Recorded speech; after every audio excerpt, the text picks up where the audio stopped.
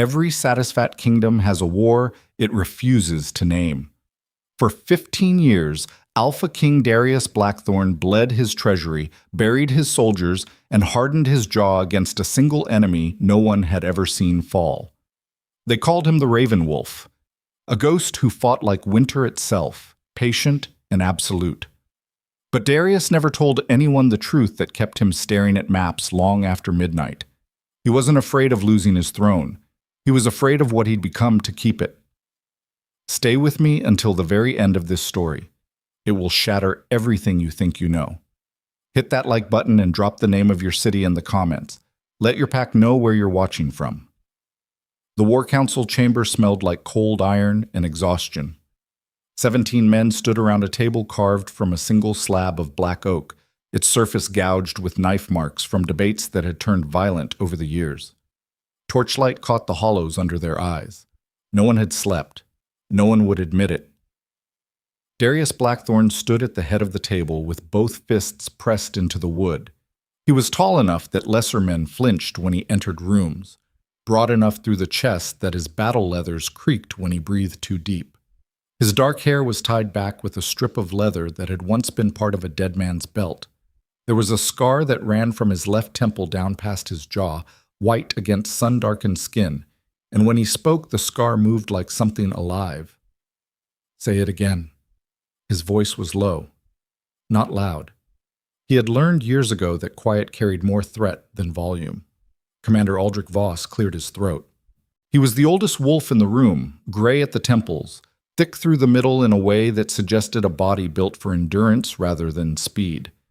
The eastern garrison fell 3 days ago, my king. 47 dead. No survivors. No survivors, Darius repeated. He let the words sit in the room like smoke. 47 trained soldiers, Aldrich. Armed. Fortified. Behind walls I personally inspected last autumn. The Raven Wolf doesn't fight walls. He fights the men behind them. General Theron Hale shifted his weight at the far end of the table. He was younger than most of the council, sharp-featured, with the kind of restless intelligence that made him useful in strategy and dangerous in politics. We've lost 6 outposts in 4 months. Every time we reinforce a position, he bypasses it. Every time we set an ambush, he's already gone. We're not fighting a man. We're fighting a pattern we can't read. Then learn to read it. Darius straightened. His knuckles were white. 15 years. I have fought this war for 15 years. My father fought it before me. I will not stand here and listen to my own counsel tell me we are losing to a phantom. Silence. The kind that pressed against the walls. Lord Harlan Crest, a heavy-set noble whose family controlled the grain routes through the northern valleys, dabbed sweat from his forehead with a silk cloth. Perhaps, my king, the time has come to consider terms. Darius looked at him. Just looked. The room contracted. Terms, Darius said softly. Harlan swallowed but pressed forward. The realm is weary. The people are weary. 15 years of blood and we are no closer to ending this.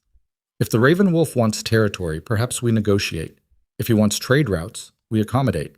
Every war ends at a table eventually. This one doesn't. My king, you want to know what the Raven Wolf wants, Harlan? Darius moved around the table. His boots were heavy on the stone.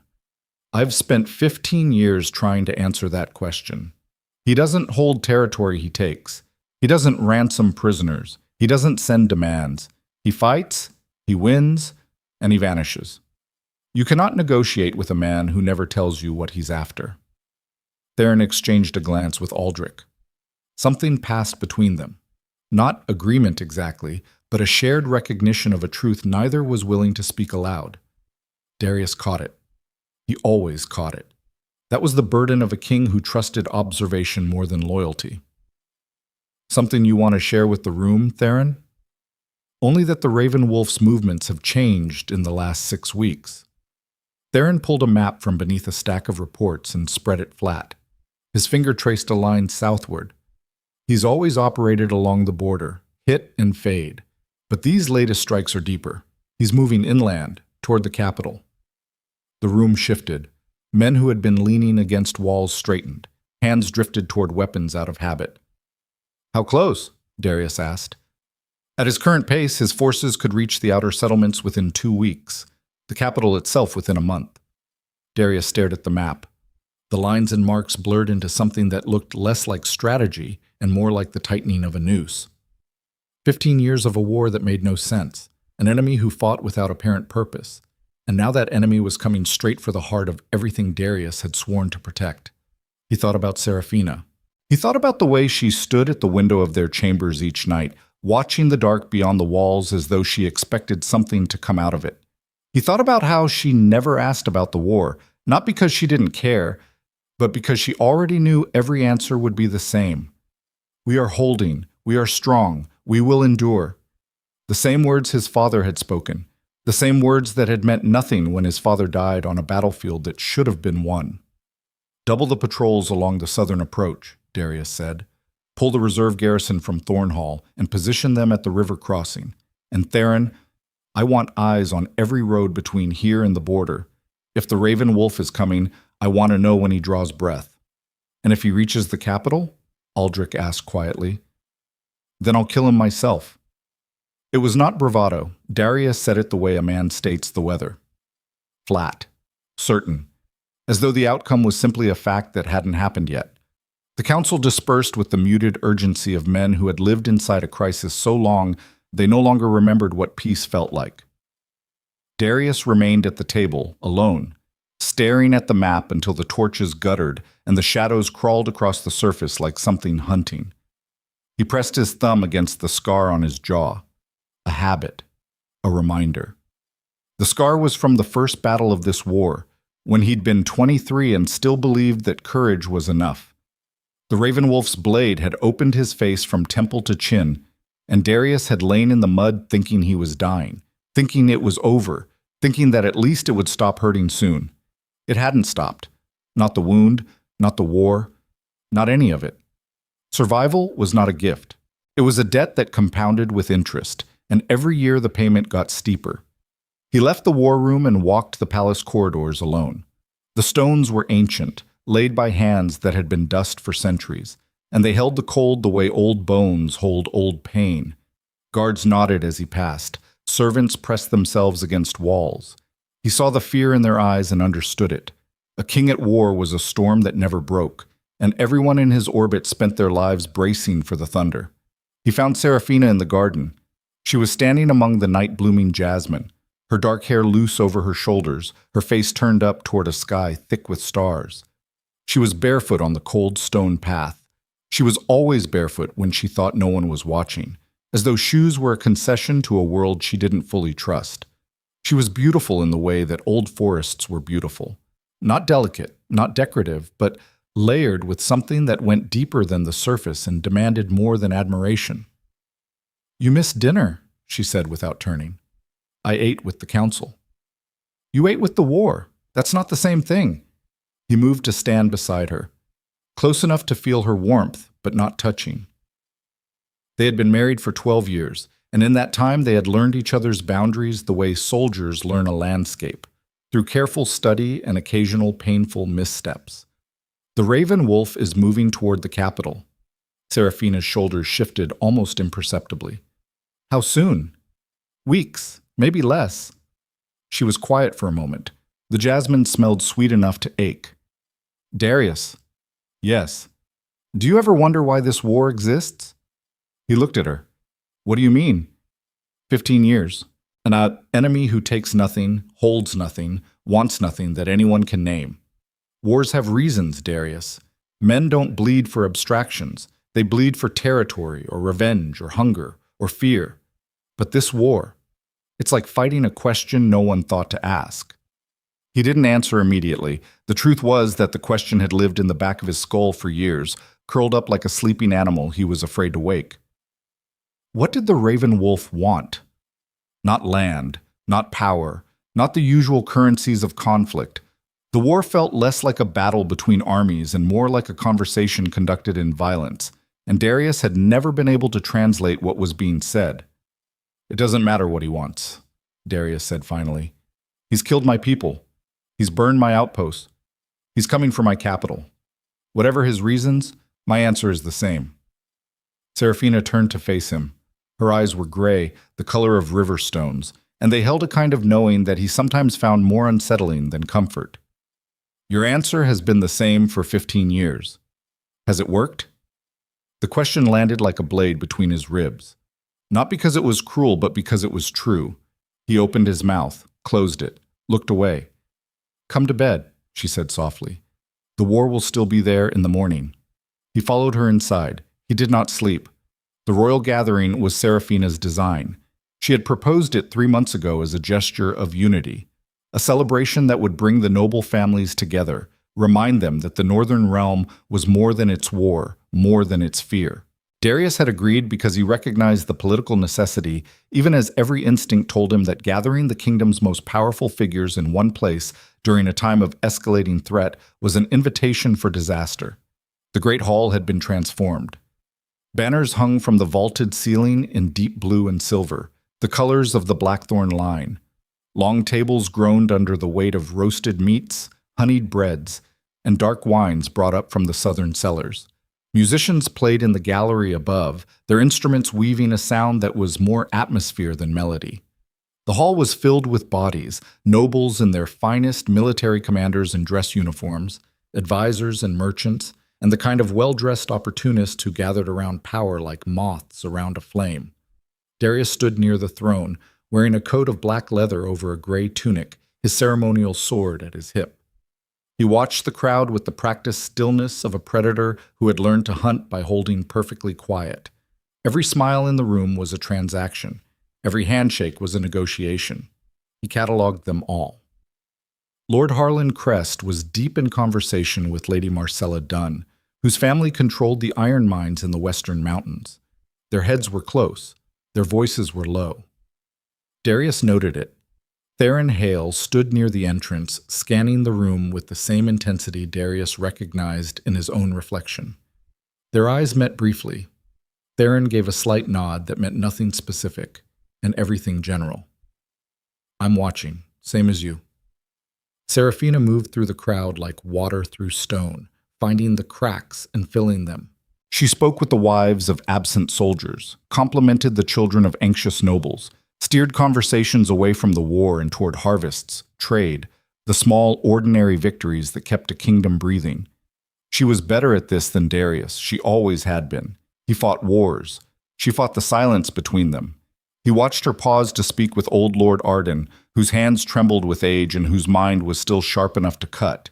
She listened to whatever the old man said with her full attention, not the polished half-attention of political courtesy.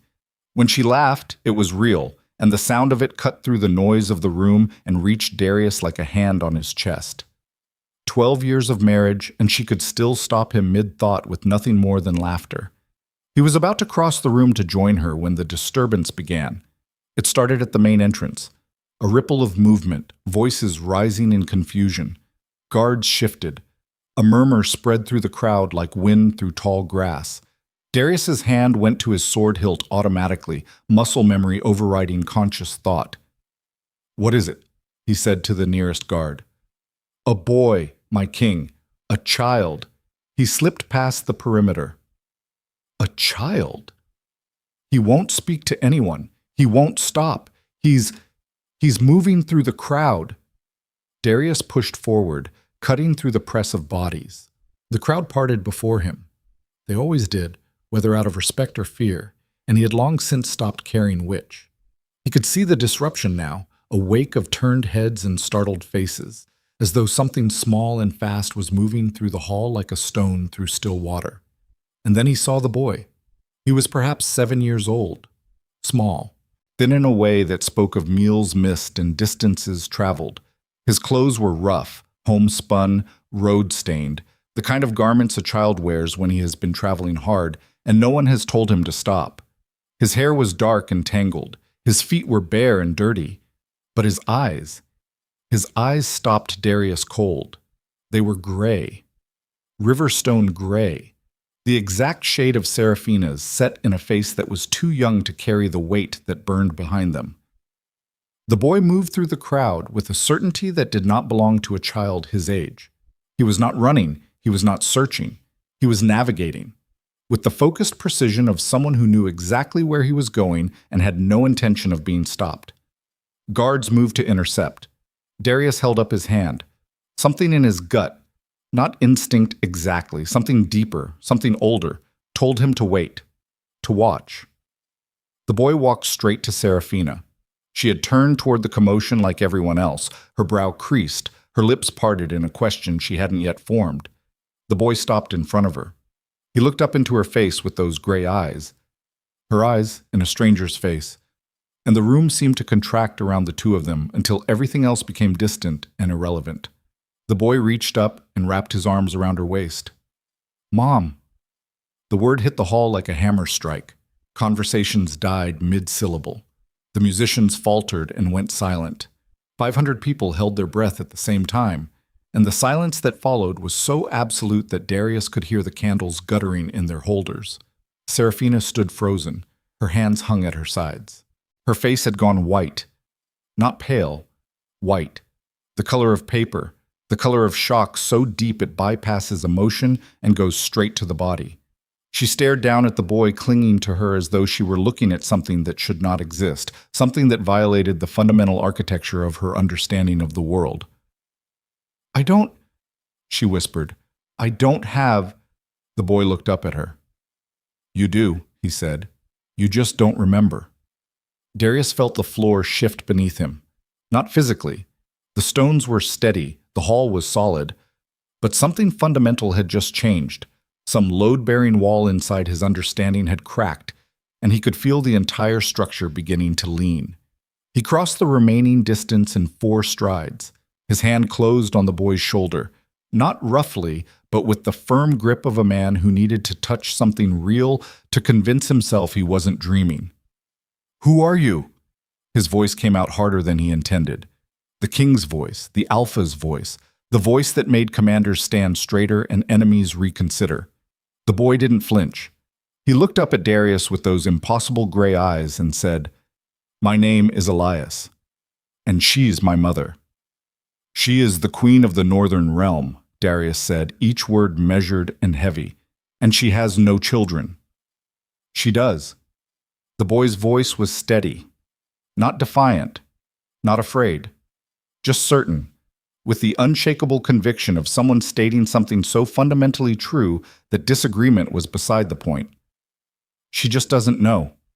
Seraphina's hand moved on its own. Slowly, trembling, her fingers touched the boy's hair. Her lips moved, but no sound came. Her other hand pressed against her own shoulder.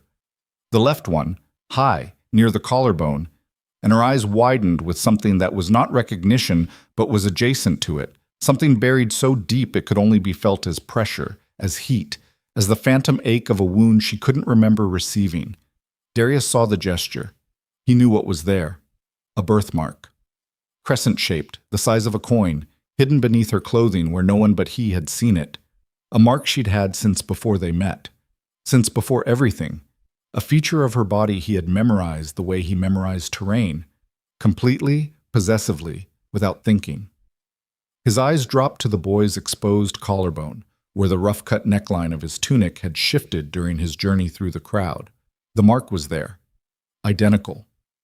Crescent-shaped, the size of a coin, in the exact same position on the exact same shoulder. The room was watching. Every noble, every guard, every servant and soldier and opportunist in the hall was watching, and Darius could feel the weight of 500 gazes pressing against him like a physical force, waiting for the Alpha King to do what an Alpha King does, to take control, to restore order, to explain away the unexplainable and make the world make sense again. He could not make this make sense. "Clear the hall," he said. No one moved. "Clear the hall." The second time was not a request. It was a detonation, a sound that came from somewhere deeper than his lungs, and the crowd responded to it the way all living things respond to thunder. Instinctively, without thought, with the ancient animal understanding that something vast and dangerous was happening, and the only sane response was to get out of its way. The hall emptied in minutes. Guards took up positions at every door. Theron stayed because Darius needed at least one witness with a strategic mind. Aldrich stayed because no one had the nerve to tell him to leave. Lord Harlan tried to stay and was removed with a look.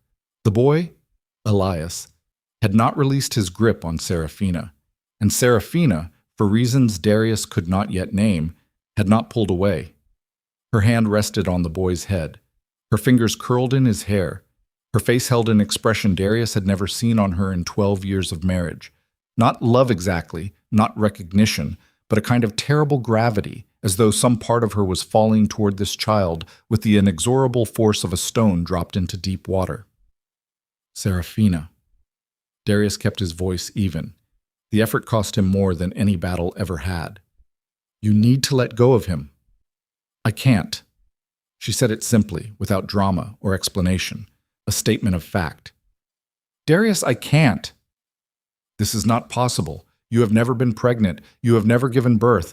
I have known you for 14 years, and you've known me for 12, her voice cracked. You met me when I was 20.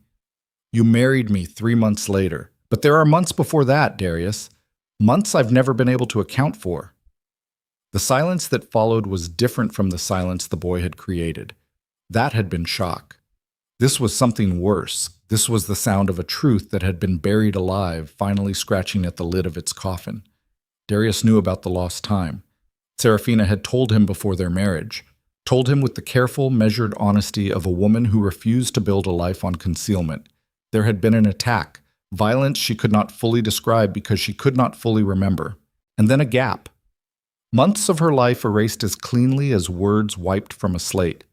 She had woken in a healer's house on the outskirts of the realm with no memory of how she'd gotten there, no memory of what had happened, no memory of anything but her own name and a crescent-shaped mark on her shoulder that she'd had since birth. He had accepted it. He had married her. He had loved her with the fierce, possessive intensity of a man who understood that the world was brutal and that survival sometimes required forgetting. But he had never considered the possibility that something might have survived in the gap. The mark. Theron's voice was quiet, clinical. He had moved closer and was studying the boy with the detached precision of a man evaluating intelligence rather than emotion. The birthmark on the boy's shoulder. I see it, Darius said. It's identical, same shape, same position, same side. That's not coincidence, my king. That's lineage.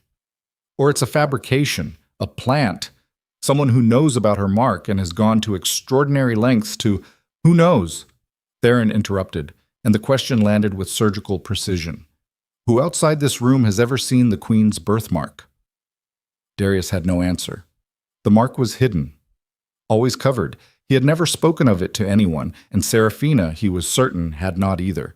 It was intimate, private, the kind of small physical detail that existed only in the vocabulary of their marriage. Elias looked at Theron, then at Darius. The boy's composure was extraordinary. Not the blankness of shock, but the steadiness of someone who had prepared for this moment, rehearsed it, built himself up to it over what must have been days or weeks or longer. I know you don't believe me, the boy said. He told me you wouldn't. Darius went still. Who told you? The man who raised me. And who is that? The boy hesitated for the first time. Something moved behind his eyes, not fear, but a kind of protective instinct, the fierce loyalty of a child guarding the only safety he had ever known. When he spoke, the words came out carefully, as though each one had been weighed. You call him the Raven Wolf. The temperature in the room dropped. Not literally. The fires still burned, the torches still flickered, but something shifted in the air, some fundamental quality of the atmosphere, as though the room itself had drawn a sharp breath. Darius felt his wolf rise. Not the controlled, measured presence he maintained during council sessions and diplomatic functions, but the raw thing, the old thing, the animal that lived in the basement of his consciousness and understood the world in terms of threat and territory and blood. His vision sharpened, his muscles locked, his lips pulled back from teeth that were longer than they should have been. Say that again, he said, and his voice was barely human. Elias did not step back, did not lower his eyes. He stood with his arms still wrapped around the queen and looked up at the Alpha King of the Northern Realm with the unflinching certainty of a child who had grown up inside a war and had learned that fear was a luxury he could not afford. The Raven Wolf raised me. He protected me. He's been fighting your war for 15 years, not because he wants your kingdom." The boy paused. His gray eyes, Seraphina's eyes in a child's face, holding a truth that was about to rearrange the world, locked onto Darius with an intensity that made the Alpha's wolf go quiet. "He's been fighting to keep me alive." Darius stared at the boy. The silence in the hall was absolute. 500 candles burned without flickering. The ancient stones held their cold. And somewhere outside the palace walls, in the dark spaces between what was known and what was about to be revealed, the enemy who had haunted the northern realm for 15 years was moving closer. Seraphina's hand tightened in the boy's hair. A sound escaped her. Not a word, not a sob, something more fundamental than either, the sound of a locked door being forced open from the inside. Theron reached for his sword. Aldrich reached for Theron's arm. And in the war room, on the black oak table, the map still lay open where Darius had left it, the Raven Wolf's path traced in red ink, every line converging on a single point: the capital, the palace, this room. He wasn't coming to destroy the kingdom. He was coming to return what the kingdom had stolen. Darius did not move for a long time after the boy spoke. The words sat in the air between them like something with weight, something with edges, and every breath he took pressed them deeper into the space behind his ribs where certainty used to live. "The Raven Wolf raised me. He's been fighting to keep me alive. 15 years of war, 15 years of blood and strategy and sleepless nights spent staring at maps, trying to decode the movements of an enemy who fought without apparent purpose. And now a 7-year-old boy with his wife's eyes was standing in the great hall of the Northern Realm, telling him the entire war had been a lie. No, not a lie. Something worse. A truth he had never been equipped to see. "Aldrich." Darius's voice came from a place so deep it barely sounded like his own. "Take the boy to the west chamber. Post 4 guards. No one enters, no one leaves." Seraphina's grip tightened on Elias's shoulder. "No. Seraphina, you are not taking him from me. I am not taking him. I am securing him." "Those are the same things said in different clothes, and you know it." The words cracked between them like a whip. 12 years of marriage had built a language between Darius and Seraphina that operated beneath the surface of what they actually said. A current of knowing, of negotiation, of mutual respect earned through the daily labor of sharing a life that neither of them had chosen freely. But this moment had broken through to bedrock. There was nothing beneath this. No shared ground, no familiar terrain. They were standing in open country, exposed, and the wind was cutting. Darius looked at her. He saw the tremor in her hands, the way her jaw was set, the way her nostrils flared with each breath. He saw the wolf in her, not the tame version she wore at court, the measured and gracious queen who turned diplomacy into something that looked effortless. This was the other one, the one that surfaced when something fundamental was threatened, when the deepest architecture of self was under siege. She was afraid, and she was ready to fight him over it. That terrified him more than the Raven Wolf ever had. "Theron," Darius said without breaking eye contact with Seraphina, "clear the room. Everyone out. Now." "My king, I didn't ask for advice. I gave an order." Theron hesitated for exactly 1 second. Then he moved. Aldrich followed.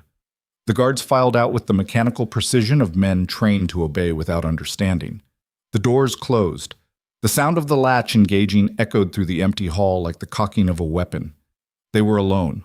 Darius, Seraphina, and a boy who claimed to be the product of a life neither of them remembered.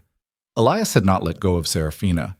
His thin arms were locked around her waist with a strength that seemed impossible for his size, as though he had been holding on to this moment for so long that his body had adapted to the grip the way roots adapt to stone. Not by force, but by persistence. "Tell me everything," Darius said. He pulled a chair from the nearest table and sat. Not because he was tired, because standing over a child while interrogating him was the behavior of a bully, not a king, and whatever was happening in this room required precision, not dominance. "From the beginning, leave nothing out." Elias looked up at Seraphina. She gave the barest nod.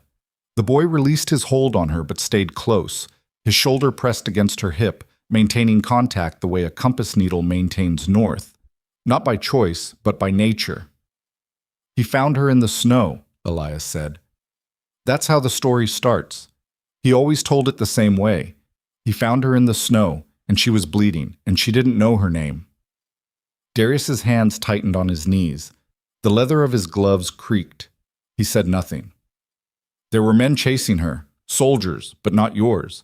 He said they wore no colors, no banners. They were hunting her like an animal, and she was running with a belly so swollen she could barely stand. The boy's voice was even, reciting events he had clearly heard recounted many times, a history learned through repetition, the way all children learn the stories that define them. He killed the men who were chasing her, all of them. Then he carried her to a cabin in the mountains where no one could find them. Serafina's hand pressed against her stomach, an unconscious gesture, the body remembering what the mind had been forced to forget. She gave birth that night, Elias continued. Me. She held me for 3 days. She called me Elias. She told him, the man who saved her, that if anything happened, he should take me somewhere safe. And then she got sick, a fever. When she woke up, she didn't remember any of it. Not the cabin, not the birth, not him, not me. The word me landed in the room with the quiet devastation of a stone dropped into deep water. Not loud, not dramatic, just the sound of something sinking to the bottom where it would stay. He took her to a healer on the edge of the realm, Elias said. Left her there to recover. He wanted to bring her home, but he said, the boy stopped, swallowed. For the first time, emotion cracked through the practiced surface of his composure. He said the people who attacked her were still out there, powerful people, people inside the kingdom. If they knew she'd survived, if they knew about me, they'd come for us both. Darius stood, the chair scraped against stone. Who? He never told me their names. He said the names didn't matter until he had proof. But he said they were close to the crown, close to you. The implication hit Darius like a fist. Close to the crown. Close to him. The people who had attacked a pregnant woman wiped her memory, tried to erase a child from existence. They were not foreign enemies, not border raiders, not the Raven Wolf's shadowy forces. They were here, in the palace, at his table, eating his food and bowing to his authority while hiding a crime so vast it had generated a 15-year war. His wolf surged. The heat of it crawled up his spine and settled at the base of his skull like a second heartbeat, faster and harder than his own. He wanted to break something. He wanted to tear through the palace room by room until he found the rot. He wanted to howl until the walls shook. Instead, he breathed. In through the nose, out through the mouth, the way his father had taught him before his father had died. Control is not the absence of rage, his father had said. Control is rage with a direction. He did not yet have a direction. He had a child's story and a birthmark, and the look on his wife's face, and none of it was evidence. All of it was true. He knew it was true the way he knew weather. Not through analysis, but through the accumulated pressure of everything his instincts had been telling him for 15 years. The war that made no sense. The enemy who fought without demands. The pattern that Theron could never decode because the pattern was not military strategy. It was protection. Every raid, every attack, every seemingly random act of aggression by the Raven Wolf, all of it had been drawing attention away from a child hidden in the wilderness, a child whose existence was a threat to someone powerful enough to orchestrate the kidnapping of a future queen. The Raven Wolf, Darius said slowly. You said his name. You know who he is. Elias nodded. His jaw was set the way Serafina's set. Genetics performing its quiet repetitions across generations, the same stubbornness expressed in the same arrangement of muscle and bone. He told me to come here. He said it was time. Time for what? Time for you to know the truth, before the people who hurt my mother make their next move. What move? I don't know. He didn't tell me everything. He said he was going to come to the capital himself, but I had to get here first. I had to reach her. The boy looked at Serafina again. He said if anything happened to him, she was the only one who could protect me. Serafina knelt. It was a sudden, graceful collapse, her body folding until she was eye level with the boy. She took his face in both hands. Her thumbs traced his cheekbones, his jaw, the ridge of his brow, mapping him, learning him, searching for the memories that should have been there, and finding instead only the ache of their absence. "I don't remember you," she whispered. The words cost her something visible, her face contorted with the effort of speaking a truth that felt like a betrayal. "I want to. I'm trying, but I don't." "I know," Elias said. "He told me you wouldn't. He said the fever took it." The boy placed his hand over hers on his cheek. "But you held me for 3 days. He said you wouldn't sleep. You just held me and whispered my name over and over, like you were trying to carve it into something permanent so nothing could take it away." A sound tore out of Serafina, raw, involuntary, the sound of something sealed for 7 years finally rupturing under pressure. She pulled the boy against her chest and held him with a ferocity that was not tenderness but something more primal. The grip of a body recognizing what the mind could not. Muscle memory of a bond that had been severed but never dissolved. Darius watched. He stood alone in the center of the emptied great hall, surrounded by abandoned plates and cooling food and 500 empty chairs, and he watched his wife hold a child he had not known existed, and the world he had built, stone by stone, year by year, war by war, shifted beneath him like ice in spring. He was not a man who felt sorry for himself. Self-pity was a luxury of people who had never been required to survive their own decisions. But in this moment, standing in the wreckage of every certainty he had carried for 15 years, he allowed himself one clean, honest thought. "I have been fighting the wrong war." The realization did not break him. It reorganized him. The anger was still there, hot, dense, compressed into something that would eventually need a target. But it was moving now, redirecting, shifting from the enemy outside the walls to the enemy inside them. Someone in this kingdom had taken his wife, had taken their child, had engineered a war to cover their tracks. And Darius had fought that war with everything he had, pouring blood and treasure into a conflict that was nothing more than a distraction, a smokescreen thrown up by the very people who slept under his roof and ate at his table and called him king. He crossed the room, took a knee beside Serafina and the boy. The stone was cold through his trousers. He could smell the child, road dust and sweat and pine, the scent of someone who had traveled hard and far to reach this moment. "Elias." Darius's voice was different now, lower, rougher, stripped of the ceremonial authority he wore like armor. This was the voice beneath the king, the man, the wolf, the thing that still knew how to feel even after years of training itself not to. "The man who raised you, the raven wolf. You said he's coming here." "Yes." "How soon?" "He said 3 days after I arrived. He wanted to make sure I reached you first." "And the people who hurt your mother, do you know anything about them? Anything at all?"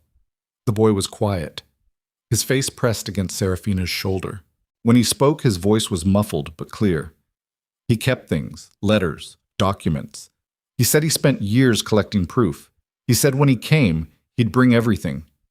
Darius looked at Serafina over the boy's head. Their eyes met.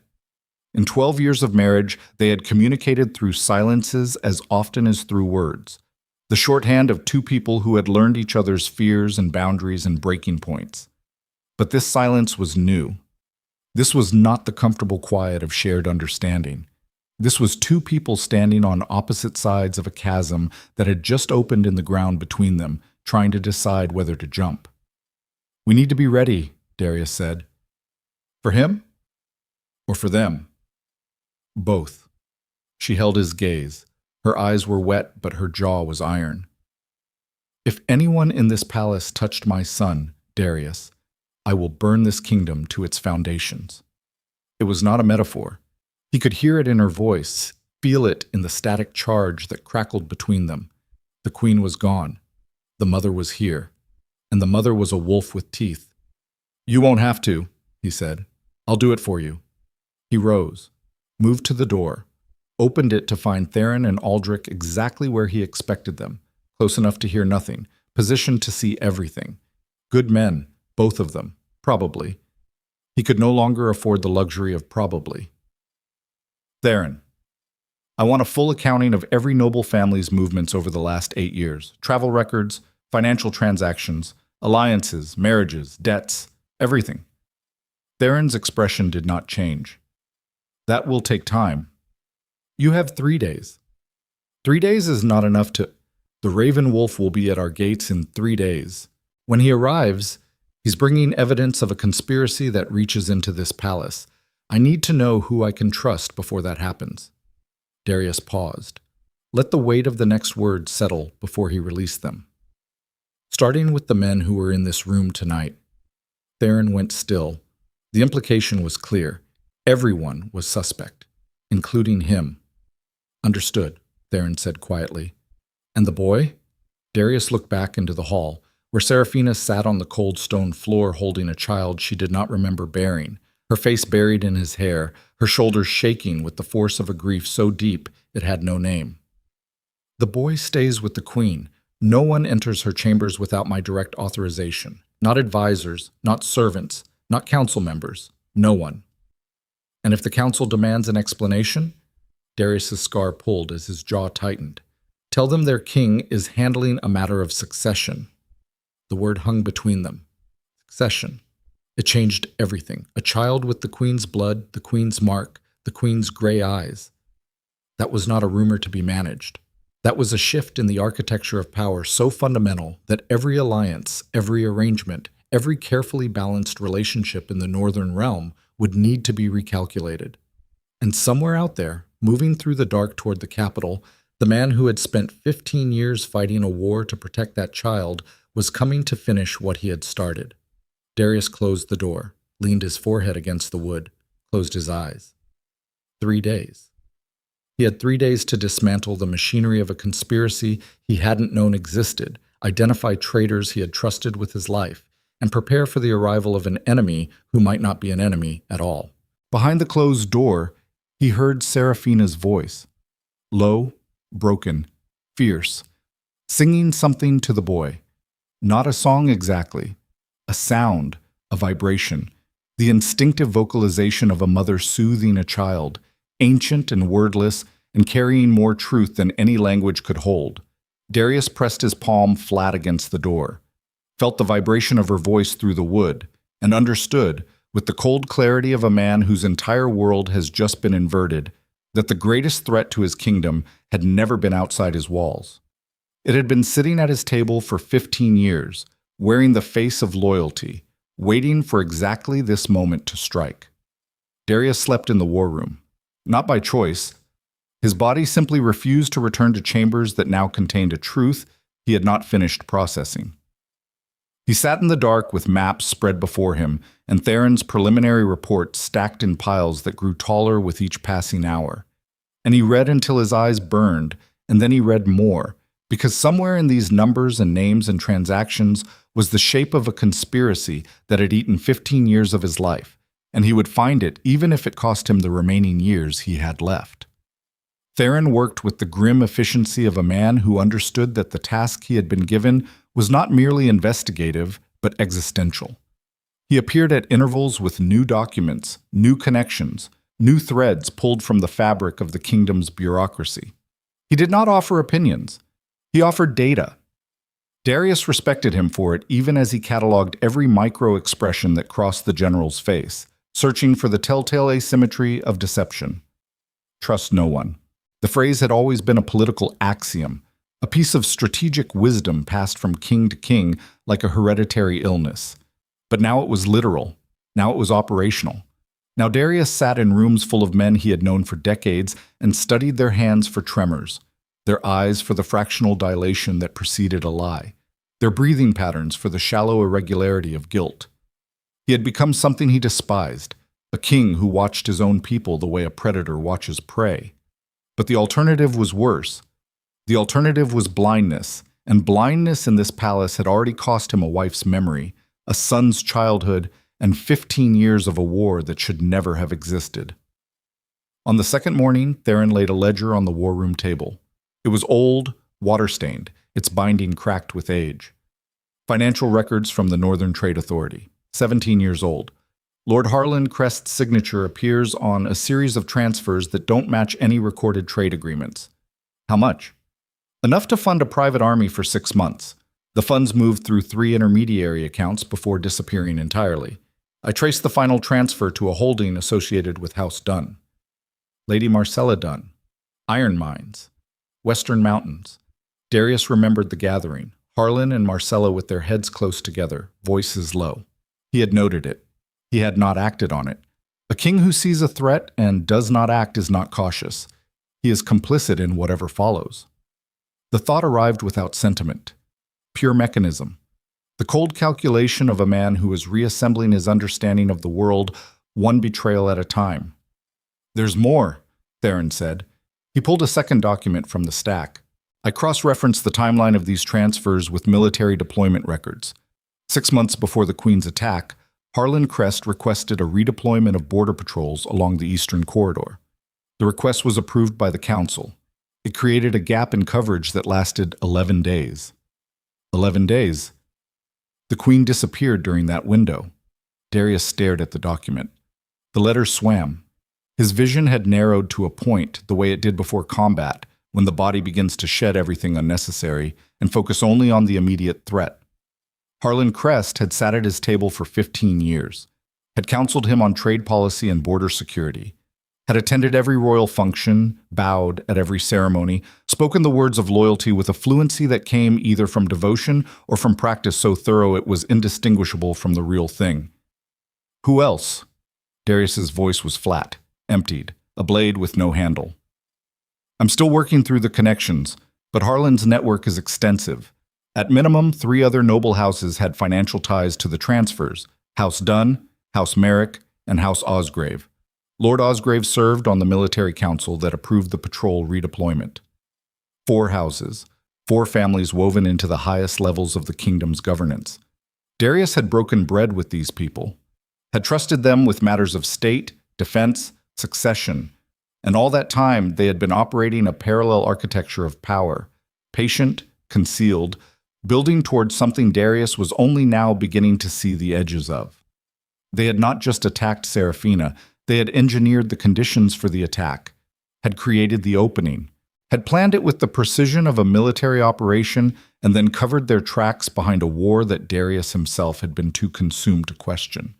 The genius of it, and it was genius, the specific cruel intelligence of people who understood power as an engineering problem, was that they had used Darius's own nature against him. They knew he would fight. They knew the Raven Wolf would keep him occupied. They had built a cage out of his own determination and locked him inside it for 15 years. He stood.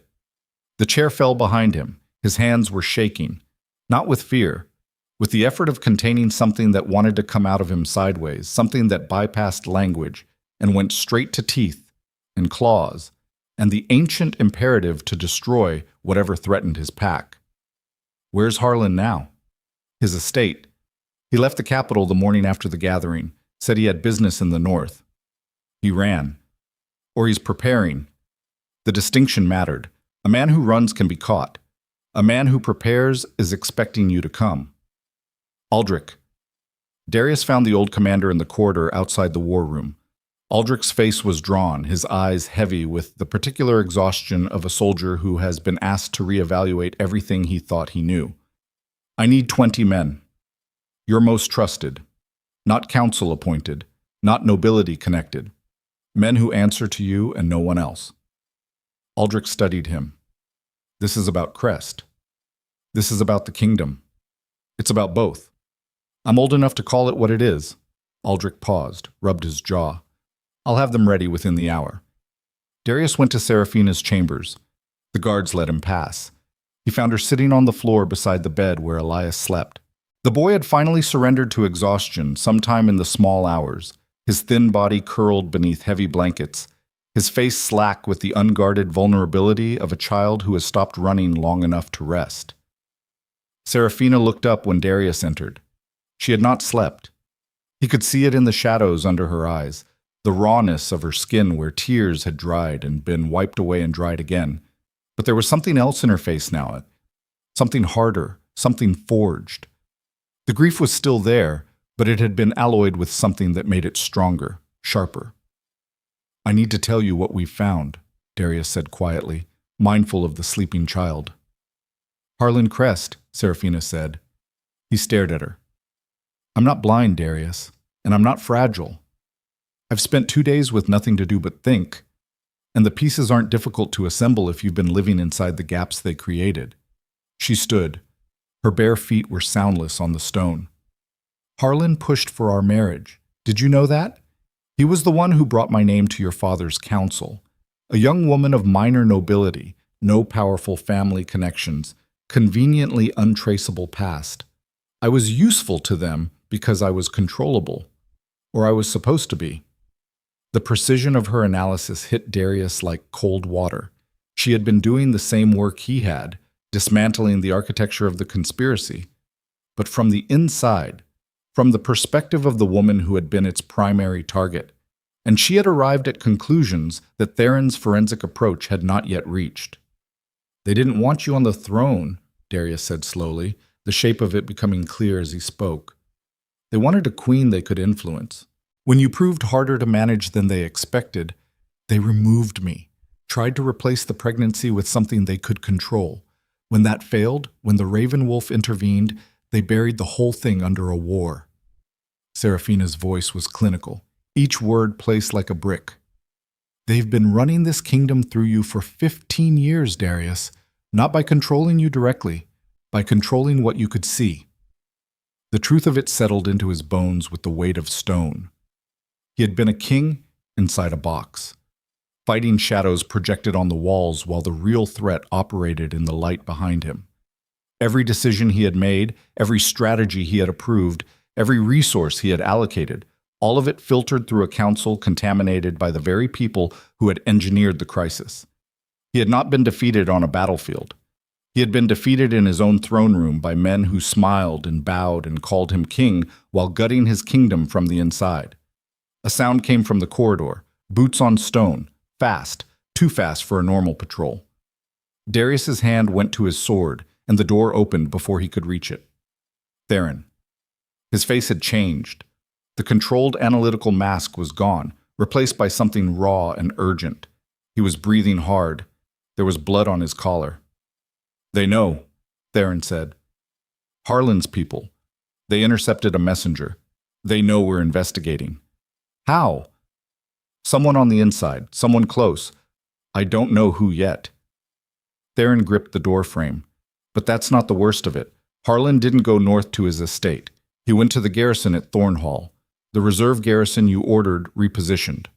Darius felt the floor drop beneath him. Thornhall. He had sent the reserve garrison to the river crossing to prepare for the Raven Wolf's approach. That garrison was now under the command of officers he could no longer trust, positioned between the capital and its only remaining natural defense. He's turned them, Darius said. Not all, but enough. The garrison commander, Lord Merrick's nephew, refused to acknowledge the recall order I sent this morning, said he answers to the military council, not to field commands. The military council that includes Osgrave, who left the capital 6 hours ago with an armed escort of 40 men. The trap was closing. Darius could feel it, the mechanical precision of a conspiracy executing its endgame, pieces moving into position with the coordinated inevitability of a closing fist. They had been patient for 15 years.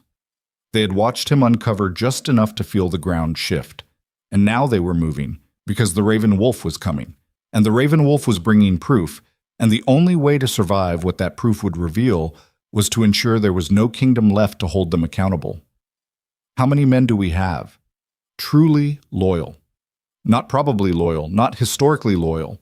Men who would bleed for the crown if ordered. Theron's jaw worked. In the capital? Maybe 200. Aldrich's people, my personal guard. The palace garrison minus whoever Harlan's network has reached. Against what? Thornhall garrison is 600. If Osgrave's escort links up with Merrick's forces in the east, another 300. And those are just the pieces I can see. 900 against 200. Behind walls that had been designed to keep enemies out, not to withstand a siege from within. Darius had spent 15 years fortifying the kingdom against the Raven Wolf, building defenses that pointed outward, never once considering the possibility that the real assault would come from behind. Seraphina stepped forward. The Raven Wolf arrives tomorrow. Darius looked at her. The connection was immediate. If the conspirators knew Darius was investigating, they also knew the Raven Wolf was approaching with evidence. They would strike before he arrived. They had to. Once that proof entered the capital, their power evaporated. "They'll move tonight," Darius said. The certainty of it was absolute. Before dawn, while they still control the perimeter. Theron nodded. "What do we do?" Darius looked at the sleeping child. Elias lay motionless, breathing softly, unaware that the kingdom was cracking along fault lines that had been hidden since before his birth. 7 years old. A boy who had grown up inside a war, raised by a man who fought an empire to keep him alive, sent alone into the heart of a palace that wanted him erased. This child was the evidence, not the documents the Raven Wolf carried, not the financial ledgers or deployment records or intercepted correspondence. This boy, with his mother's eyes and his mother's birthmark, and the unshakable certainty of someone who knew exactly who he was, this was what the conspiracy had spent 15 years trying to destroy. And Darius had spent those same 15 years fighting the one man who had been protecting him. The shape of what he had to do crystallized in his mind with the terrible clarity that comes only when every option has been stripped away, and what remains is not a choice, but a necessity. He could not hold the palace against 900 men with 200. He could not wait for the Raven Wolf to arrive with reinforcements that might not exist. He could not negotiate with men who had already demonstrated their willingness to destroy a pregnant woman to preserve their power. He could only do the one thing that every instinct, every year of training, every fiber of his identity as Alpha King told him not to do. He could open the gates. "Theron, send a rider, the fastest we have. Find the Raven Wolf's forces. Tell them the capital's gates will be open at dawn." Darius's voice was steady.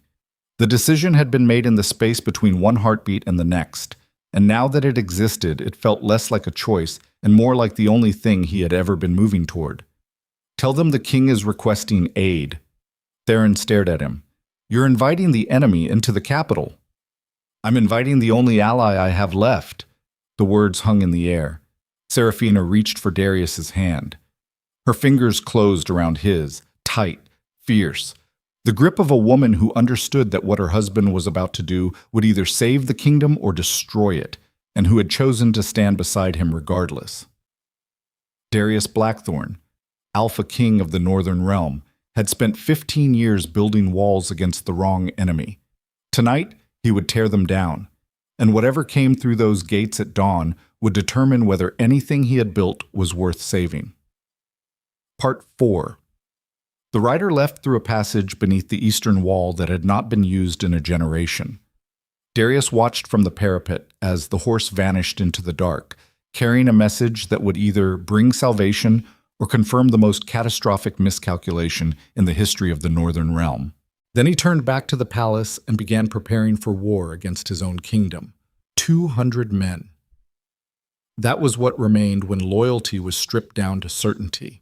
Aldrich organized them with the quiet competence of a man who had been building contingencies in the back of his mind for longer than he would admit. The old commander divided his forces into 3 groups, 60 at the main gate, 60 covering the interior corridors, and 80 positioned around the Queen's wing in a defensive formation that would hold long enough for what Darius needed it to hold.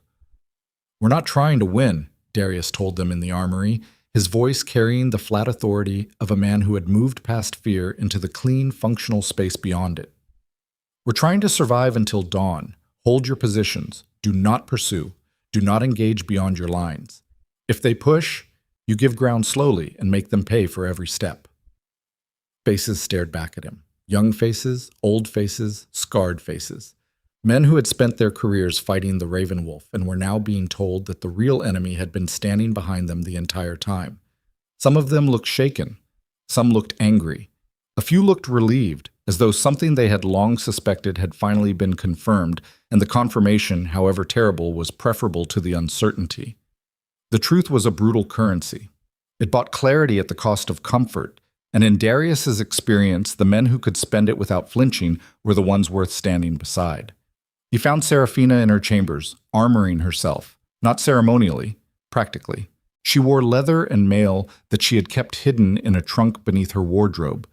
fitted to her body with the specificity of someone who had always known this night would come, even if she could not have named when or why.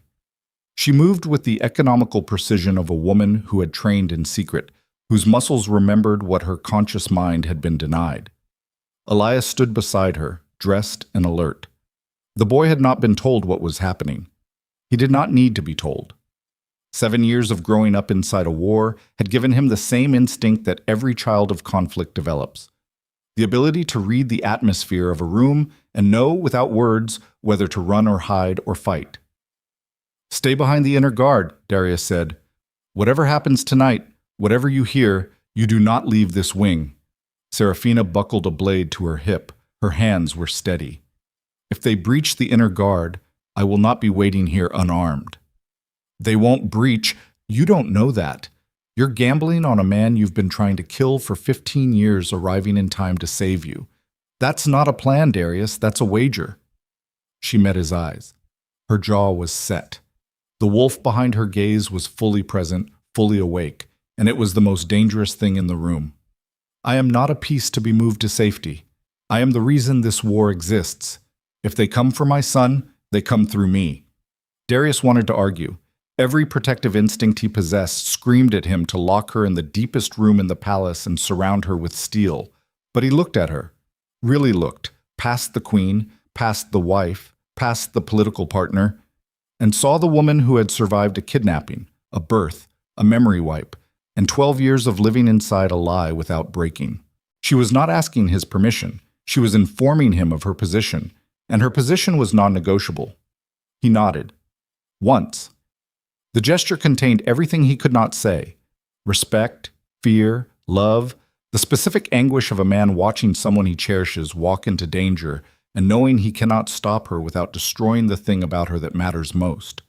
"Protect him," he said, and left before his voice could betray him. The attack came at the 4th hour past midnight. It began with fire. The eastern gatehouse lit up first. Oil poured from somewhere inside the walls, ignited by men who had been waiting in the guard towers since before Darius gave his orders. The flames leapt skyward and turned the eastern approach into a wall of heat and light that blinded anyone looking toward it, which was the point, because the real assault came from the west. Harlan Crest's men poured through the western gate with the organized violence of a force that had been rehearsing this moment. They moved in disciplined formations, shields locked, advancing through the outer courtyard with a methodical precision that told Darius these were not hastily assembled traitors. This was a professional military operation, planned, resourced, timed. Aldrich's 60 held the main approach.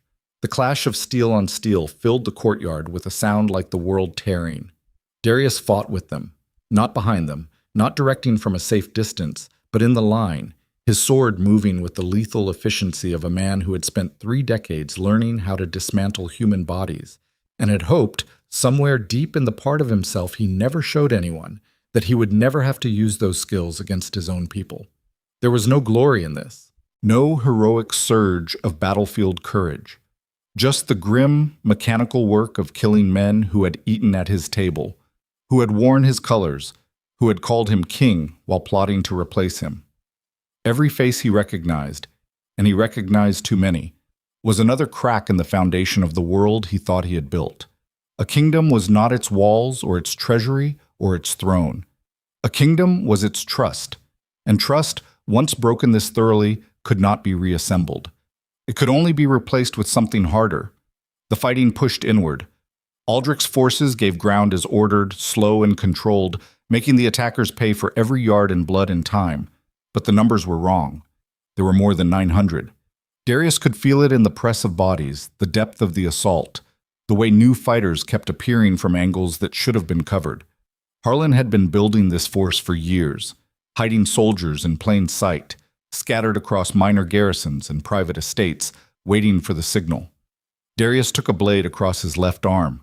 The pain was bright and immediate, a white-hot line from elbow to wrist that made his fingers spasm and nearly cost him his grip. He killed the man who cut him without thought, the sword finding the gap between gorget and pauldron with the automatic precision of a body that had been trained past the threshold of conscious decision. Blood ran down his forearm and made the hilt slippery. He wrapped his fist tighter and kept fighting. A man with nothing left to protect fights out of desperation. A man with everything to protect fights out of something colder and more durable. So, the absolute refusal to allow the world to take what it has no right to take. Darius had a wife, a son he had only known for 3 days, and a kingdom that had been betrayed by the very people sworn to defend it. He was not desperate. He was precise. Every stroke of his blade was a statement, a declaration that the cost of reaching what he loved would be measured in bodies. They fell back to the inner courtyard. The second line held. 60 men in a choke point between the outer walls and the palace proper, fighting with the focused intensity of soldiers who understood that behind them was the last defensible position, and behind that was the queen and the boy, and the entire future of a kingdom balanced on the edge of a blade. Theron appeared at his side, blood on his face, his sword arm moving with the mechanical repetition of a man who had stopped thinking about combat as a series of decisions and was operating purely on trained reflexes. The eastern wall is lost. They're inside the palace. How deep? Lower levels, kitchens, servants' quarters. They're working toward the queen's wing. The news hit Darius in the center of his chest like a physical blow. Seraphina, Elias. 80 men between them and an army. Fall back to the queen's wing. Everyone, everything we have. If we abandon the inner courtyard, we've already lost the inner courtyard. We just haven't admitted it yet. Pull everyone back, now. They moved. Through corridors that Darius had walked 1,000 times in peace, now transformed into killing grounds where every doorway was a potential ambush and every shadow could hide a blade. The sounds of fighting echoed off ancient stone, metal on metal, boots on floor, the grunts and screams that humans make when they are doing terrible things to each other in confined spaces. Darius's arm was going numb. The cut was deeper than he had thought, and the blood loss was beginning to register in the edges of his vision, a subtle darkening that he fought against with the pure stubbornness of a body that refused to acknowledge its own limitations. He had been wounded before. He had fought through worse, but he had been younger then, and the wounds had been inflicted by enemies he understood. Tonight's wounds came from men he had trusted, and they cut deeper than steel. They reached the queen's wing. Aldrich's 80 were holding, barely. The corridor was narrow enough that numbers mattered less than skill, and Aldrich had positioned his best fighters at the front, creating a wall of blades that the attackers had to grind through one body at a time. But even walls erode. Even the best fighters tire, and the stream of attackers showed no sign of diminishing. Inside the wing, Darius found Seraphina standing in front of Elias with her blade drawn and her feet planted in a stance that was not ceremonial. She had fought.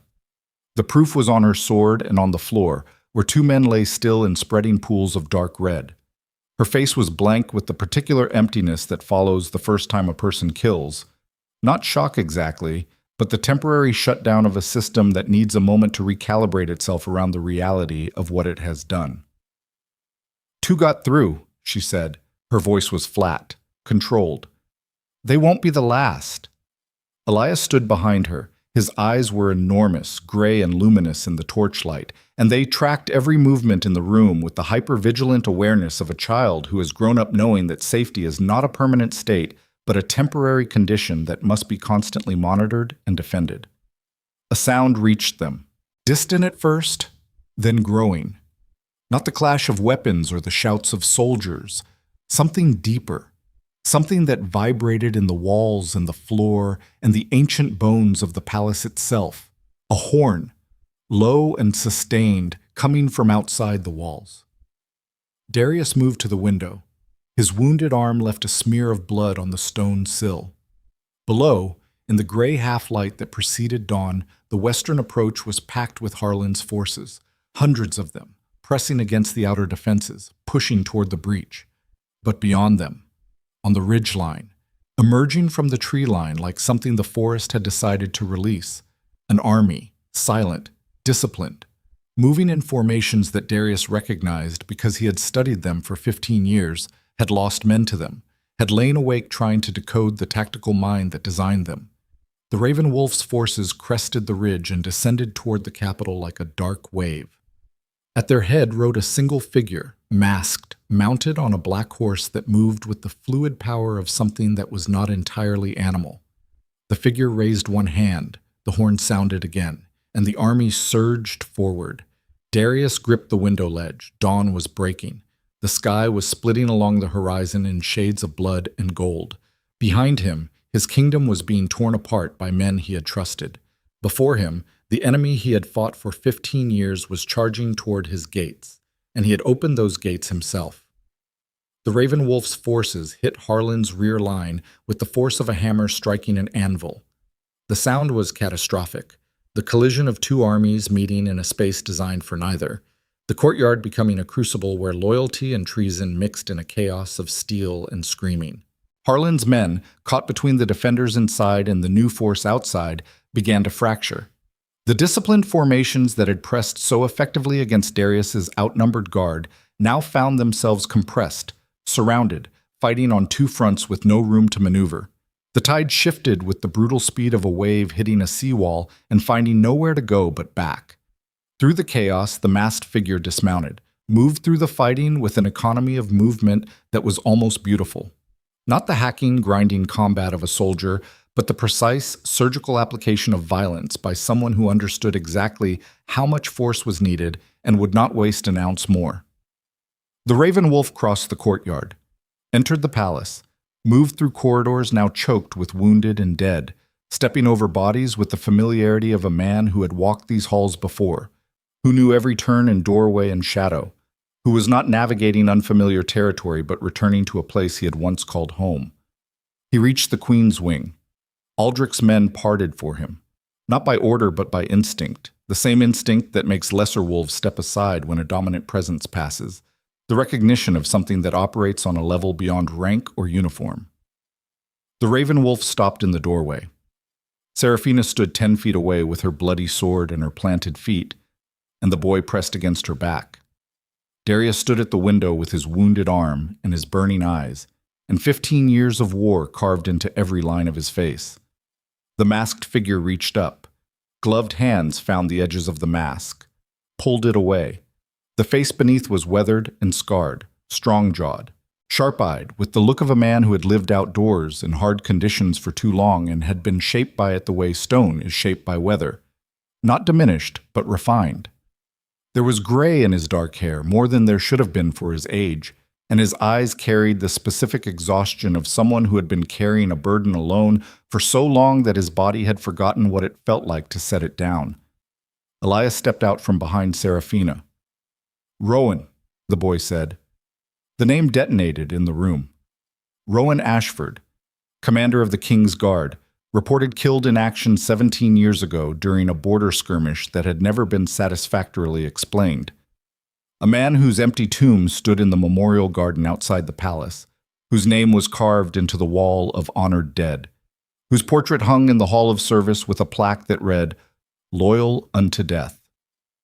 Darius stared at the face of a dead man standing in his wife's chambers, and behind the shock and the rage and the 15 years of war that had suddenly collapsed into a single point of contact, a thought surfaced with the quiet inevitability of something that had always been true and was only now being acknowledged. I know him. I knew him. He trained me. Swords were drawn throughout the corridor. Aldrich's men shifted, uncertain, caught between the instinct to protect and the paralysis of confronting something that defied their understanding of the world. Rowan Ashford looked at Darius, looked at Seraphina, looked at the boy standing between them.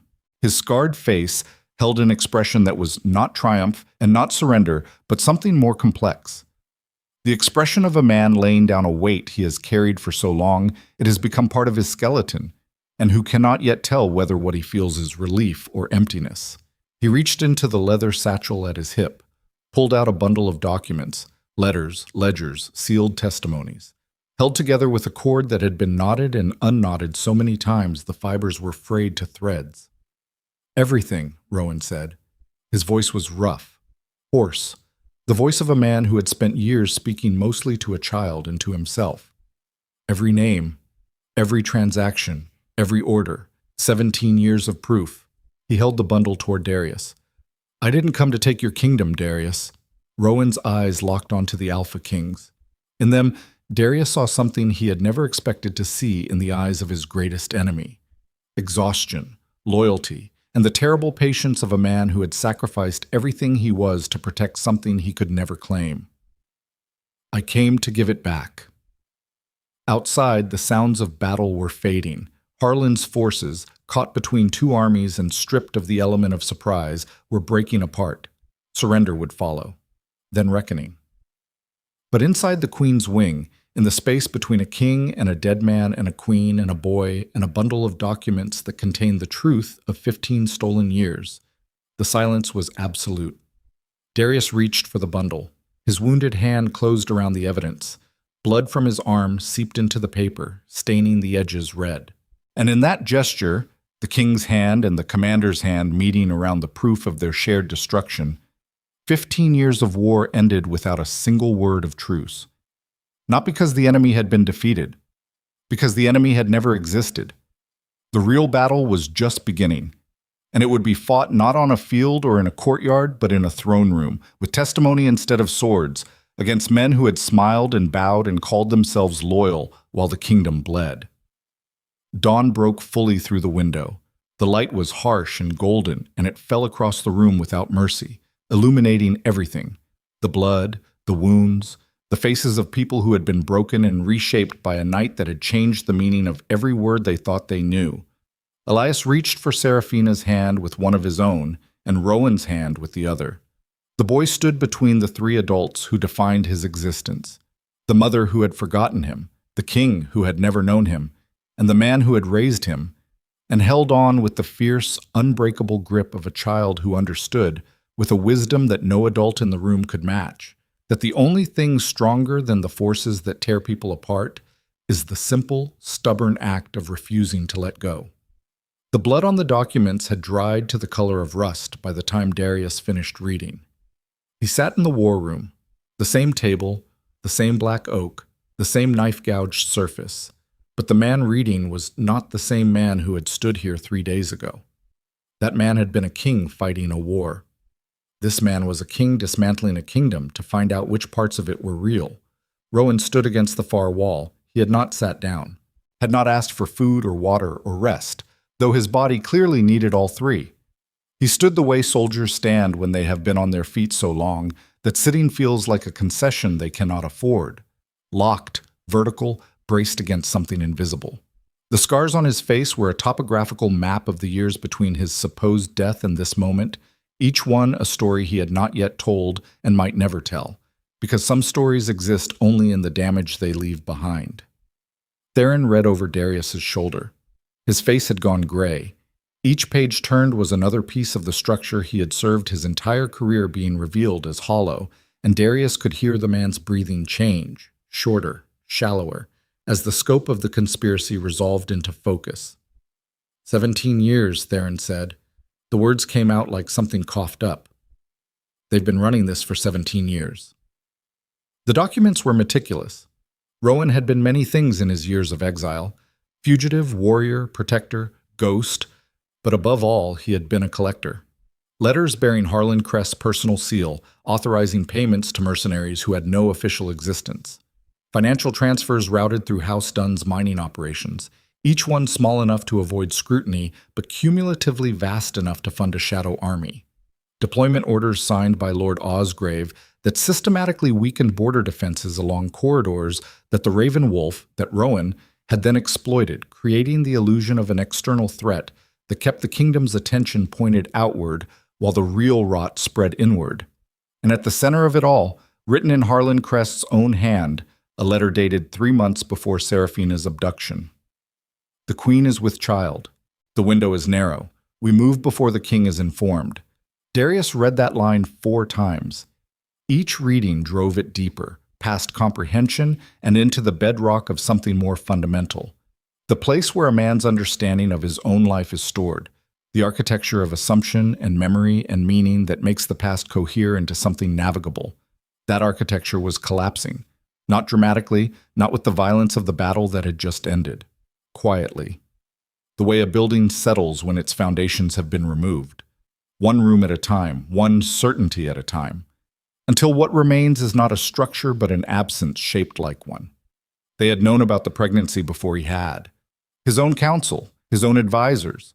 They had known, and they had moved to eliminate it, because a direct heir to the Blackthorne line would consolidate power in the crown and away from the noble houses that had spent generations building their influence through carefully managed access. Serafina had not been attacked because she was vulnerable. She had been attacked because she was powerful. Because a queen with an heir was a queen who could not be removed, replaced, or controlled.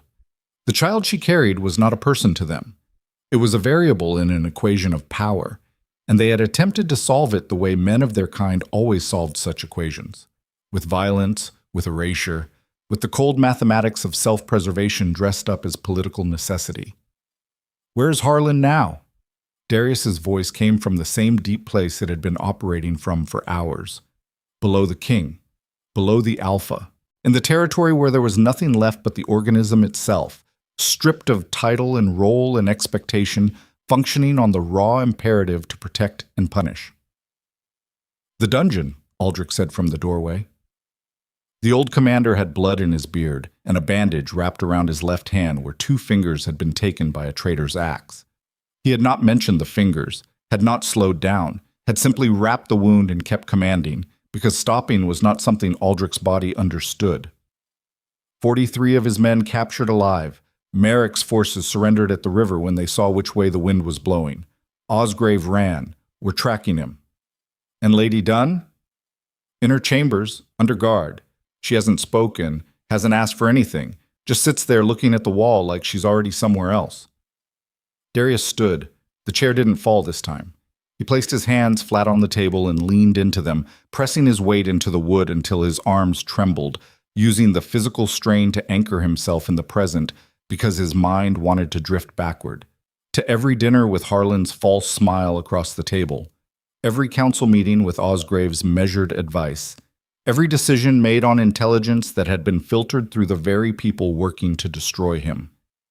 15 years of information poisoned at the source. 15 years of strategy built on contaminated data. Every military decision, every diplomatic maneuver, every allocation of resources, all of it shaped by hands that were working toward an outcome Darius had never been allowed to see. A king who cannot trust his own intelligence is not a king at all. He is a figure on someone else's game board, moved by hands he cannot see, playing a game whose rules have been written by his enemies. Darius had been that figure for 15 years. The realization was not humbling, it was eviscerating. It reached into the part of him that defined itself through competence and control and tore it out by the roots. "Bring Harlan to the throne room," Darius said. "All of them. Harlan, Dunn, Merrick, every conspirator in custody, and assemble whoever is left of the court. Every noble, every advisor, every servant. I want the entire kingdom watching when this ends." Theron hesitated. "A public trial now? The palace is barely secured. Half the court doesn't know what happened. If we move too quickly... Darius turned on him. The scar on his jaw was white against flushed skin. "They had 17 years, Theron. 17 years of too slowly. Every day we wait is a day Osgrave has to run. A day their allies have to destroy evidence. A day the narrative gets shaped by people who have been shaping narratives since before my wife knew she had a son." He paused. Drew breath. The air tasted like smoke and copper. "No more waiting, no more patience. This ends today." The throne room was a ruin. The night's fighting had left its mark. Blood on the stones, shattered furniture, a banner torn from its hanging and trampled into unrecognizable fabric. The stained glass windows along the eastern wall were intact but filthy with soot, and the light that came through them was gray and distorted, painting everything in the room with the flat, merciless illumination of a morning that offered no comfort. They brought the prisoners in chains. Harlan Crest first, his fine clothes torn and bloodied, his face carrying the particular expression of a powerful man confronting the physical reality of consequences. Not fear exactly, but a recalibration, the face adjusting to a world where the usual rules no longer applied. Behind him, Lady Marcella Dunn, silent and rigid, her eyes fixed on a point above Darius's head, refusing to look at the man she had betrayed. Lord Merrick, younger than the others, visibly shaking, the weakest link in a chain that had held for 17 years and was now coming apart under its own weight. And 11 others, minor nobles, military officers, administrators, the infrastructure of a conspiracy that had required dozens of hands to operate and had been hidden in plain sight through the simple mechanism of being too large to believe. The court assembled behind them, dazed, frightened, confused. Men and women who had gone to sleep in a kingdom and woken up in the wreckage of one. They pressed against the walls, whispering, staring at the chains on men they had considered pillars of the realm. Darius sat on the throne. Seraphina stood to his right. Rowan stood to his left. The visual alone was a detonation. The king, the queen, and the man the entire kingdom had believed was their deadliest enemy, united on the same platform, facing the same direction. Elias sat on the steps below the throne, between Seraphina's feet, small, quiet, watching everything with those gray eyes that missed nothing. Lord Harlan Crest, Darius's voice filled the room, not shouting. The acoustic architecture of the throne room did the work for him, carrying each word to the far walls and back. You are charged with treason against the crown, conspiracy to abduct the queen, conspiracy to murder a prince of the northern realm, corruption of military command, embezzlement of crown funds, and the engineering of a fraudulent war that cost this kingdom 15 years and thousands of lives. Harlan lifted his chin. The defiance in the gesture was almost admirable. Almost. You have no authority to. I have every authority. I am the king. You helped make me king, Harlan. You and your allies. You chose me because you thought I would be manageable. Because I was young and hungry and too focused on proving myself to look too closely at the men who stood behind me. That was your calculation. That was your mistake. Harlan's jaw worked. His eyes moved to Rowan. And you'll take the word of a deserter? A man who abandoned his post, faked his death, and spent 15 years waging war against the very kingdom he swore to serve? He waged war to protect the son you tried to erase. Darius let the words land. Let the court hear them. Let the whispers spread. Every battle, every raid, every engagement that you told me was an unprovoked act of aggression. All of it was Rowan Ashford fighting to keep alive a child that you and your allies tried to destroy before he drew his first breath. The room moved. Not physically, no one stepped forward or back, but something shifted in the collective understanding of 500 people hearing, for the first time, the true shape of the world they had been living in. Darius could feel it the way you feel weather changing, a pressure differential, a turning of the wind, the accumulated weight of a truth that had been buried so deep its emergence was seismic. Lies, Marcella Dunn said. Her voice was controlled. Ice on glass. Fabricated documents. A convenient story told by a traitor to justify his treason. Seraphina moved. She stepped forward, past Darius, past the edge of the throne platform, until she stood directly in front of the chained woman. The queen's face was calm with the specific calm that exists on the far side of rage, when the emotion has burned so hot it has consumed its own fuel, and what remains is something colder and more dangerous than anger. You sat next to me at dinner 16 days ago, Seraphina said. Her voice was quiet. The room strained to hear. You complimented my dress. You asked about the garden. You touched my arm and told me I was the heart of this kingdom. A pause. A breath. And 17 years ago, you funded the men who dragged me into the dark, who held me down, who tried to cut my child out of me and leave me for dead. Marcella's composure cracked. A hairline fracture, visible only in the slight tremor of her lower lip, the fractional widening of her pupils. The face of a woman watching the walls she had built around herself begin to give. I have your ledgers, Seraphina continued. I have your payment records.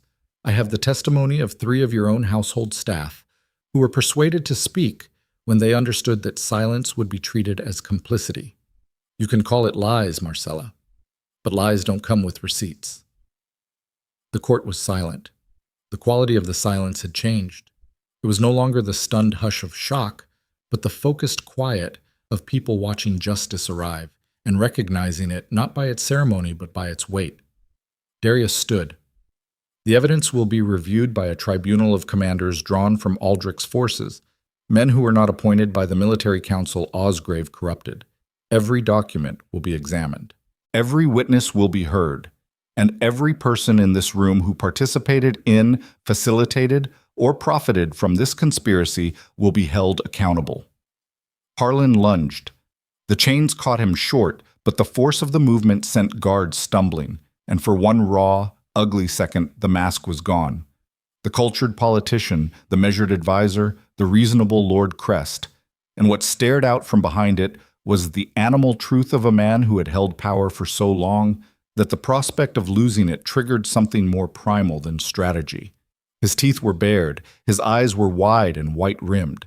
His voice, when it came, was stripped of every pretense it had ever worn. You think this ends here? You think pulling a few threads unravels 17 years of work? There are people in this court standing behind you right now who took our money, who carried our messages, who knew exactly what was happening and chose to look away because it served them. His eyes swept the assembled court. People flinched, looked down, shifted away. You want a trial, Darius? Try the whole kingdom, because the whole kingdom was in on it. The accusation hit the room like a shrapnel burst. Harlan was cornered, and he knew it. And a cornered animal does the only thing it can. It bites everything within reach, including the ground it stands on. He was trying to make the conspiracy so large it became unmanageable, so pervasive it became unpunishable. If everyone was guilty, no one could be held accountable. It was a desperate gambit, and it almost worked. Darius felt the room waver, felt the fragile consensus that had been building begin to fracture as men and women who had never been part of the conspiracy but had benefited from its effects, the contracts, the appointments, the favorable trades, began to calculate what a thorough investigation might uncover about their own compromises. A kingdom is not its king. A kingdom is the accumulated weight of 10,000 small decisions made by 10,000 ordinary people, and most of those decisions are not heroic or treasonous, but simply pragmatic. The daily compromises that allow complex systems to function, the small silences and convenient blindnesses that are the lubricant of institutional life. Harlan was weaponizing that truth, turning the ordinary machinery of governance into evidence of collective guilt.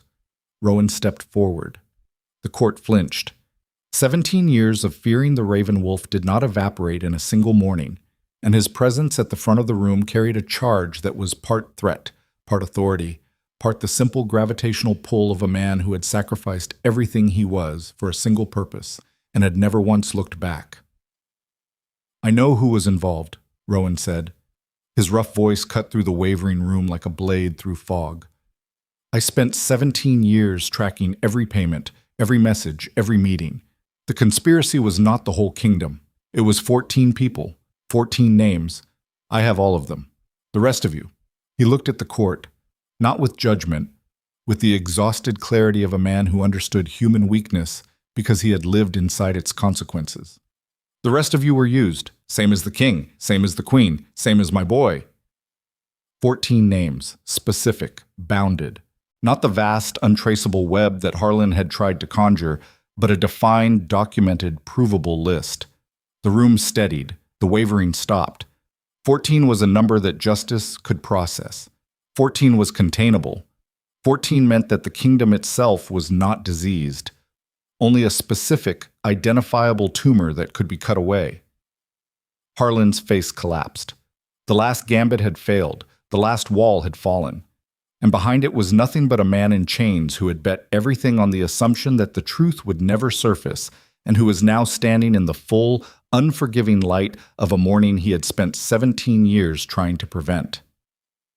Darius descended the throne steps, stood in front of Harlan close enough to see the broken blood vessels in the man's eyes, the sweat beating at his temples, the rapid flutter of a pulse in his throat that spoke of a heart working too hard to sustain a body that had run out of options. You asked me once to consider terms, Darius said quietly. Just for Harlan, just between them. At the council table 3 days ago, you said every war ends at a table. He stepped back, raised his voice for the room. This one ends here. The guards moved. The prisoners were taken. The court exhaled. And in the space where the chains had been, On the blood-stained stones of a throne room that had witnessed the beginning and the end of a conspiracy that had shaped the Northern Realm for nearly 2 decades, a 7-year-old boy stood up from the throne steps and walked to the center of the room. Elias looked at the court. 500 faces looked back. He was small and thin and barefoot, wearing borrowed clothes too large for his frame, standing in the exact spot where the most powerful men in the kingdom had just been dragged away in irons. He said nothing. He did not need to. His presence was the statement. The child they had tried to erase was standing in the heart of their power, alive, visible, undeniable. The living proof that some things survive the worst that power can do to them. Not through strength, not through strategy, but through the simple, impossible stubbornness of existing when the world has decided you should not. Serafina descended the steps, took her son's hand, stood beside him in the center of the room, while the morning light fell through the soot-stained windows and painted them both in shades of gray and gold. Darius watched from the throne. Rowan watched from the shadows. And outside in the courtyard where the dead were being counted and the wounded were being carried to healers, and the first tentative sounds of a kingdom beginning to breathe again were filtering through the smoke-heavy air, the sun continued to rise over a realm that had just learned the most dangerous lesson any civilization can learn. The war had never been what they thought it was. The enemy had never been who they were told.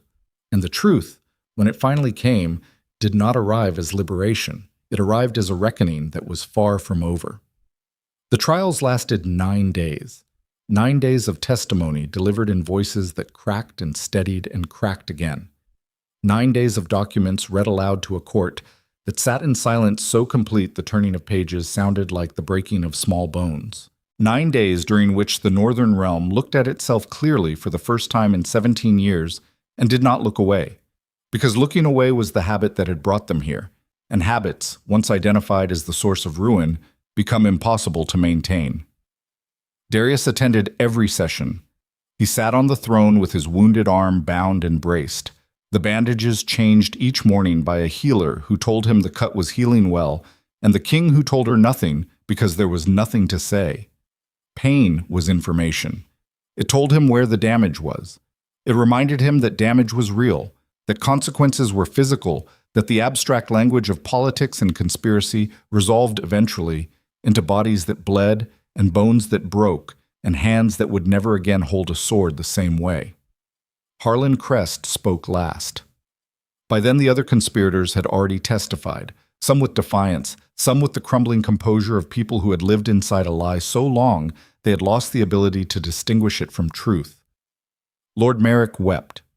Lady Dunn maintained her silence until the financial records were read aloud in their entirety, at which point something behind her eyes simply switched off. A light extinguished, and she stared at the far wall with the emptiness of a woman who had finally arrived at the end of a road. She had been walking for 17 years and found nothing there. Harlan did not weep and did not go blank.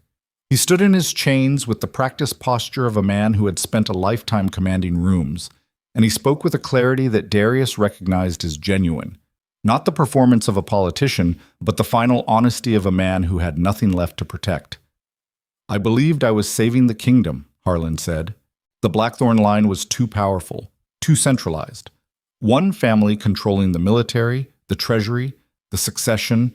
It was a monarchy without balance, and monarchies without balance become tyrannies. I did what I thought was necessary to distribute power among the houses that had built this realm alongside the crown. The room waited. I was wrong. 2 words. Darius watched them arrive on Harlan's face before they left his mouth. The slight loosening of the muscles around his eyes, the almost imperceptible drop of his shoulders, the physical release of a man setting down a weight he had carried so long it had fused with his skeleton. Wrong. Such a small word for the wreckage it described. A queen's memory erased. A child exiled to the wilderness. A commander forced to fake his death and spend 17 years as a fugitive. A kingdom bled dry by a war manufactured from whole cloth. And a king, Darius himself, stripped of the ability to trust his own judgment, his own advisors, his own understanding of the world he had been placed in charge of protecting. Wrong covered none of it. Wrong was the first syllable of a sentence that would take generations to finish. The tribunal delivered its verdicts. Exile for the lesser conspirators, stripped of title, lands, and name, sent beyond the borders with nothing but the clothes they wore. Imprisonment for the principals. Harlan, Marcella, Osgrave, captured after 4 days of running and brought back to the capital in a cage that Aldrich had built specifically for the purpose, and which Aldrich had, with the grim humor of a man who had lost 2 fingers to this conspiracy, painted in the Blackthorne colors. No executions. Darius had considered it, had spent an entire night alone in the war room weighing the calculus of justice against mercy, punishment against precedent, the visceral satisfaction of permanent retribution against the practical reality that dead conspirators cannot testify and cannot serve as warnings. In the end, the decision was not moral, it was architectural. He was rebuilding a kingdom. Executions were demolition. He needed construction. The court accepted the verdicts with the muted relief of a population that had been holding its breath and was now being allowed tentatively to exhale. Not celebration.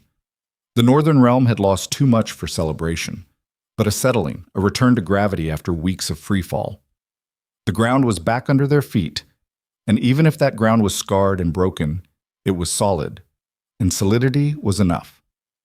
Rowan Ashford stood before the throne on the morning after the trials ended. He wore clean clothes for the first time since entering the capital. Simple, unadorned, the kind of garments a soldier wears when the battle is over and the uniforms have been put away. Without the mask, without the armor, without the accumulated mythology of the raven wolf wrapped around him like a second skin, he looked smaller, older, more human. The scars on his face were vivid in the morning light, and his eyes held the particular fatigue of a man who has completed a task that consumed him so thoroughly he is not entirely sure what remains now that it is done. Darius descended the throne, stood in front of the man who had been his enemy, his protector, his ghost, and his salvation, separated by a distance of 3 feet that represented 17 years of war, and the strange, terrible intimacy that exists between 2 men who have shaped each other's lives through opposition. "I should have seen it," Darius said, "not to the court, to Rowan, to the space between them where the truth lived. 15 years of fighting you, and I never once asked the right question. I asked how to beat you. I asked where you would strike next. I asked what your strategy was. I never asked why. The simplest question, the only one that mattered." Rowan's jaw tightened. A muscle worked beneath the scar tissue. "You weren't supposed to ask. That was the point. Every raid, every engagement, I designed them to keep you angry, keep you focused on me. Because as long as you were hunting the raven wolf, you weren't looking at the men standing behind you, and as long as they thought the war was keeping you occupied, they left the boy alone. You sacrificed your life for this. I sacrificed a version of my life, the version where I came home, served my king, grew old in a garrison somewhere telling stories about campaigns." Rowan paused. Something moved behind his eyes. Not regret exactly, but the echo of it, the phantom ache of roads not taken. "I got something else instead. I got to raise a remarkable boy. I got to watch him become someone worth protecting.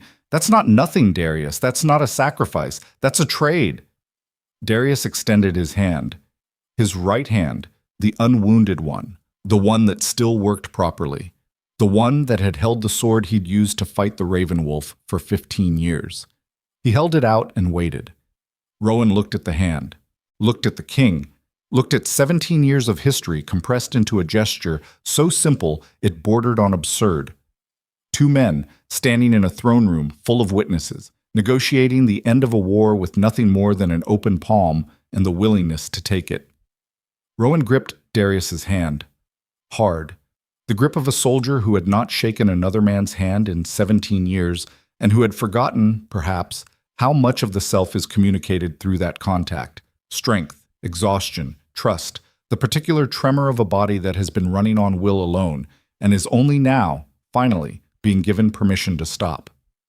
"Commander Rowan Ashford," Darius said, loud enough for the court to hear. "Your name was carved into the wall of the dead. Your tomb stands in the memorial garden. Your portrait hangs in the hall of service with a plaque that calls you loyal." He paused. Let the silence do its work. The plaque was right. It was the rest of us who were wrong. The court erupted. Not in cheering, Buri. The Northern Realm was not yet ready for cheering, but in sound, in the release of held breath and suppressed emotion and the accumulated pressure of a population learning, in real time, that the monster they had feared for 15 years had been a guardian, and the guardians they had trusted had been monsters. It was not a comfortable revelation. Comfort would come later, if it came at all. What came first was noise, and the noise was necessary, because silence had been the conspiracy's greatest weapon, and the antidote to silence was always, always sound. Seraphina found Rowan in the garden that evening. He was standing among the night-blooming jasmine, the same garden where Darius had told her about the Raven Wolf's advance, a lifetime ago, 3 days ago, in a world that no longer existed. Rowan stood with his hands at his sides, his face turned up toward a sky that was clearing for the first time in weeks, the clouds pulling apart like curtains to reveal stars that had been there all along, waiting, indifferent to the dramas unfolding beneath them. "He has your stubbornness," Seraphina said. Rowan turned. The ghost of a smile crossed his damaged face. "He has your everything. The stubbornness is just the part that shows." She moved to stand beside him, close enough for conversation, not touching. The space between them was complex, gratitude and grief and the impossible geometry of a relationship that defied every conventional category. He had saved her life, he had raised her son. He had given up everything he was so that something she could not remember creating could survive. There was no word for what she owed him. There was no word for what he had lost by earning it. "I keep waiting for the memories to come back," she said. "I sit with Elias and I look at his face and I wait, but they don't come. The fever took them completely. They might never come back. I know." She was quiet for a moment.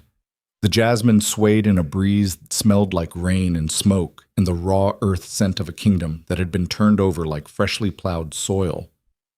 "Does that make me less his mother?" Rowan looked at her. The question deserved more than a quick answer, and he gave it the weight it required, turning it over in the same methodical way he had turned over tactical problems during 17 years of solitary warfare. 3 days, he said finally. "You held him for 3 days after he was born.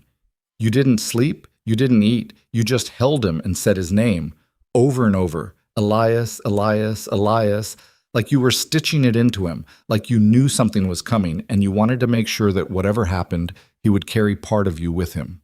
He paused, swallowed. "The fever took your memories, Seraphina. It didn't take what you gave him in those 3 days. That's in his bones. That's in the way he walks into a room full of strangers and stands his ground. That's not something he learned from me." She pressed her hand against her mouth, held it there, breathed through her fingers until the wave passed, and what was left was not grief but something sturdier.